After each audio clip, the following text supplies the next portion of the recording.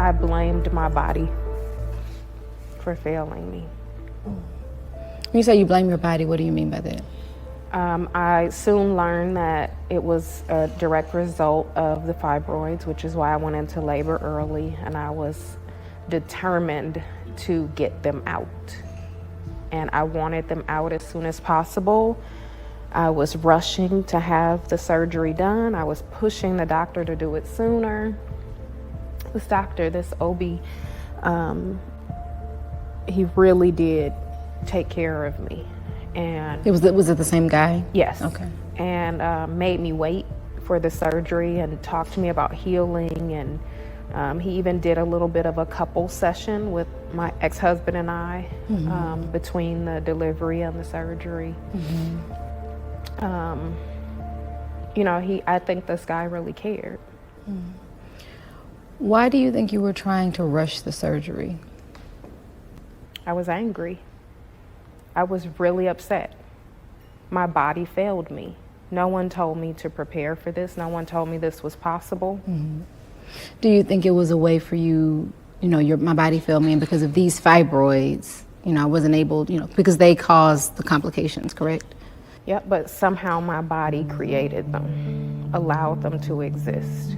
So we have two parts here. So part of it is angry at the fibroids and you're trying to get them out of you because it's their fault that all of this happened, and then upset with your body for creating them in the first place. So kind of like body shame.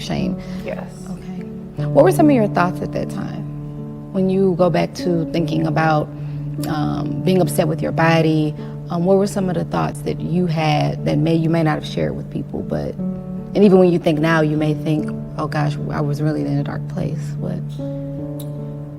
I think I lived in a place of rage for a long time after. My coworkers at the time said that I was very angry, that I came back to work very hostile. People were saying things to me that I just didn't think were appropriate. People don't know how to emotionally hold you, especially when you lose a child. And so people were saying things that were very harsh, and although they intended well, they were very harsh. And people were saying things like, well, you don't want to have a baby in a world like this anyway. And I remember a friend of the family saying some things to me about reasons why God would have taken the baby, and thinking, I'm done with you, and I'm done with God, and I'm done with everybody. Right. Why me? And living very dangerously. Staying up late, getting up early, not being able to sleep, waking up in the middle of the night to smoke. I hadn't smoked the whole pregnancy. There was no reason for me to be smoking a month later and a month before the surgery. I was just angry. So it was a month in between having Callie and the surgery? There were 2 months in between, but I was just...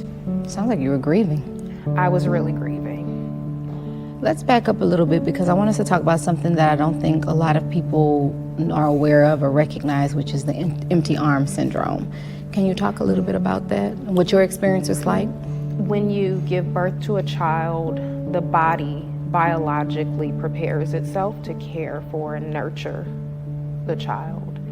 And so I went through all of the process of, I had just had a child. I was letting down milk, but didn't have a baby. And there's this sensation in your arms of like you want a cradle. And so I would be letting down and my arms would be exhausted. It was like restless legs. Like I would want to cradle. We get into those individuals who are grieving or suffering from empty arm syndrome because of infertility challenges. They still have the same grief process. It's the loss of being able to be a mother to that child. It doesn't matter if, like I said, it doesn't matter if there are other children. It's the loss of the ability to be a mom. It's the loss of that child. It's the loss of those memories, those experiences that you wanted. It's a significant loss. So if you yourself or someone you know, please know that it's more than the loss of the person or the child physically being here. It's the loss of the dreams, the hopes, the ideas that having that child represented. So let's be kind, let's give compassion, and please remember some of the things that I discussed in terms of how to support someone who is grieving the loss of a child. Yeah. Did you know about the term at that time? I didn't. It was part of my healing. I joined a support group online with women who had recently lost children, and another group of women who had fibroids, and they were dealing with it. We were all researching and trying to figure things out. And one of the women said, "And this thing with my arms." And so then I started Googling, and well, then it wasn't Googling, but searching the internet and looking for books. And I found a few books. There aren't many out there. No. There aren't, even in trying to find research that has been done or like a definite explanation as to what empty arm syndrome is. There really isn't. So, you know, the fact that you're even sharing that aspect of it, I think will bring some normality to a lot of things that women are experiencing in terms of that. And those who are listening who have, or watching who have loved ones who are going through something similar, understanding that your body was actually preparing for this moment. Right. So did you have support planning the services, or what was that like? No, I did all of that on my own. And ultimately it boiled down to I just wanted Callie to come home. And so I opted to have her cremated, and I picked out a little teeny tiny urn and, you know, just kind of searched for the perfect poem and brought her home. Was it a poem that you created yourself, or was it something that No, it was something I found online. Okay. And so about how long after having her did you bring her home? I'm not sure. I'm within a couple weeks, maybe a month. Okay. And so in preparing for going through the grief process, which looks different for everybody, and that's something that I love to bring that point to people's attention, is because there's no one way. And I'm sure you probably had the moment of, when is this going to be over? When does it end? What do I need to do? But grief is a process, and it's not the same for anyone. And it sounds like through your grief process, you were more angry. Yes. It sounds like there were more risky behaviors. Yes. You were angry with your body. You started smoking. How did it impact your surgery? Yes, because I picked back up with smoking and drinking. You know, any surgery, they tell you to stop smoking and drinking within a certain period of time. The longer you go without smoking or having alcohol before the surgery, the better. I didn't stop. And so when I had the surgery, I was maybe 24 hours from my last smoke and maybe my last drink. So recovery from the surgery didn't go well. I ended up having an infection which caused a fever, and the fever ran up like over 105, something like 107 degrees. So at this point, when you found out about the infection, what was your feelings towards your body at that time? Just kind of, you know, honestly, I was going through a stage of like, I'm just done with this. And you feel like you're never going to come back from that space. So it was almost as though my mindset has shifted to a negative perspective, and it was like, well, this is just like you. This is what happened. All right. Okay. This is just like what you. happens. Your body fails. It doesn't. Okay. Yeah. Okay. So I was still angry, still upset, very frustrated, and delirious in the hospital from such a high fever. And what was the procedure you had for? I had a myomectomy Okay. to remove the fibroids. One of the fibroids was the size of a grapefruit. The other two were larger, a little bit larger than the surgeon's hand. And I was still registering at about 5 or 6 months pregnant because the fibroids were so large. So my uterus had still gone to that, was still at that size. Okay. And how did the infection impact you? Ran a fever, was delirious, started throwing away the medicine they were giving me. I thought they were trying to kill me. I was saying things like, I can see my body from here. So you were in a state of delirium. Yeah, I feel like I'm 1 inch tall and the weight of the world is on me. I'm sinking into the bed. The family member who was there at the time said, if you're going to act like this, then I'm going to leave. Wow. So there wasn't much support. The nurses weren't very nice. And I don't know what happened from there. I don't remember if that person told them that I was flushing my medicine or that I wasn't going to take it or what. But they gave me more medicine. Okay. And watched me take it. And watch you take it, okay. So it sounds like this spiral of feeling like you've lost control and things just continue to happen. And then subconsciously, when we smoke and drink and do those things, we're putting ourselves not only more at risk, but in a situation where we have even less control. What was your family during this time? Were they supportive of you when you were?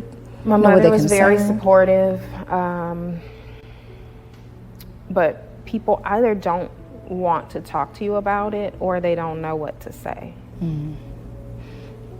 I think that happens a lot with grief. People don't know how to sit still. It's hard for people to sit still with themselves. Right.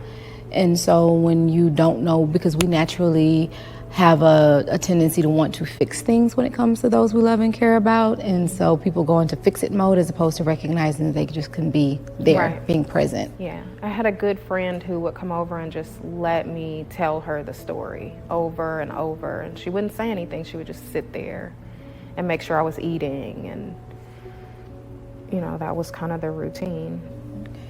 And your mom was supportive in what ways? My mother was very supportive. My mother had 2 sisters who struggled with fertility, and she would also sit quietly. But again, in hindsight, my mother was going through her own grief, and it took for me to start opening up and talking about this to realize that my mother was engaging in behaviors that were maybe healing for her. Mm-hmm. But maybe not the most helpful. Right. Right. So when did you realize that maybe some of the things you're doing weren't as helpful for you? At what point did you decide, okay, I can't keep down this road. I can't continue? I didn't. So I had the surgery. I kept doing things. I was very upset. I mean, you know, at 5 months, 6 months pregnant, I had a crib set up. I had to go home and take that down. I mean, I was really like having to pack things up. And a few months later, the doctor said, okay, go get pregnant. And I think at that point, I shifted back into protecting this new baby.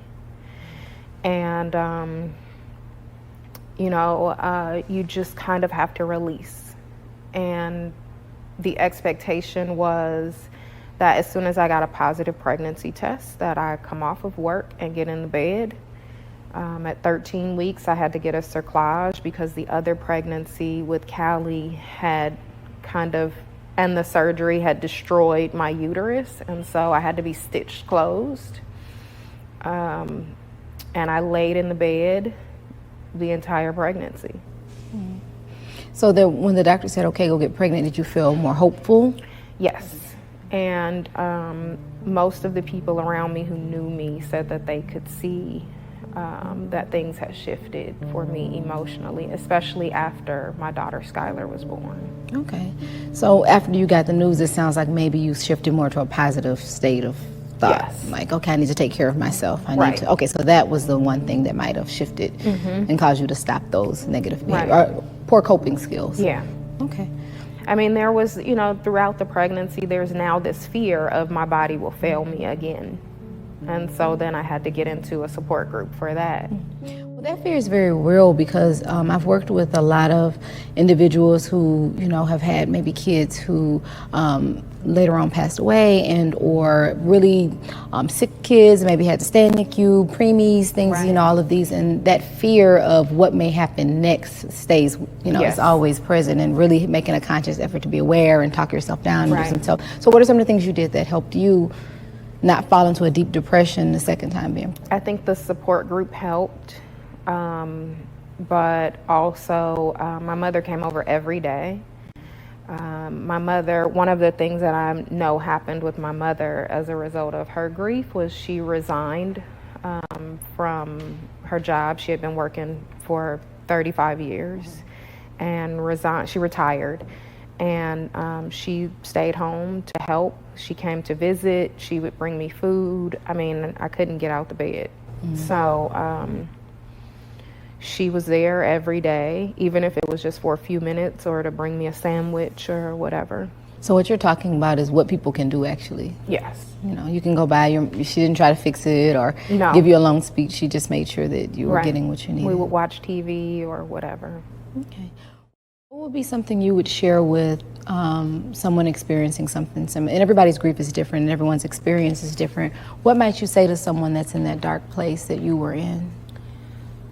I think they have to talk about it with a support group and possibly a professional. I think it's beneficial to tell the story. I think with trauma, it doesn't feel right. We tend to want to forget. But with trauma, we have to talk about it and we have to continue to process it and sort it out. I think on the other end of the spectrum, for people who have friends who are going through this or family members, it's not about fixing it. It's not about patching it up. It's not about putting it away. It's uncomfortable to hear, but listen to it over and over and over again as much as you have to, because that person is trying to sort through something that's happened and they shouldn't have experienced it. Okay. Thank you so much for sharing Thank you. your story with me and with others. And all I can say is grief isn't, one, you're resilient, very resilient. And what's your baby's name now? Skylar, she's my rainbow baby. Why rainbow? They call the baby after you lose a baby a rainbow baby. Any particular reason why that term? No. Maybe because the rainbows signify God's promise. That's one of our things, right? Just with grief isn't linear, and it sounds like you went through a couple of different stages. Yes. There's the shock to denial, depression, anxiety, depression, bargaining, and it's not linear. And the funny thing is, when I think about grief, when I work with several clients on it, they've revised the stages of grief so many times. Mm-hmm. It started off with like 3, then it went to 5 stages Right. of grief, and then they added a couple more in there. And it's like, what I take home is grief isn't linear. Yeah. And just trust the process, as cliche as that sounds, and realize that it is a process. It is a And process. something that you're continually working through even to this day. Yes. All right, thank you. I know that I would not do it again. Skylar's gonna be the last one. Skylar's the last one. Okay, well, your daughter's beautiful. Thank you. Well, thank you so much. Thank Give you. me a hug, lady, for sharing your story. Appreciate you.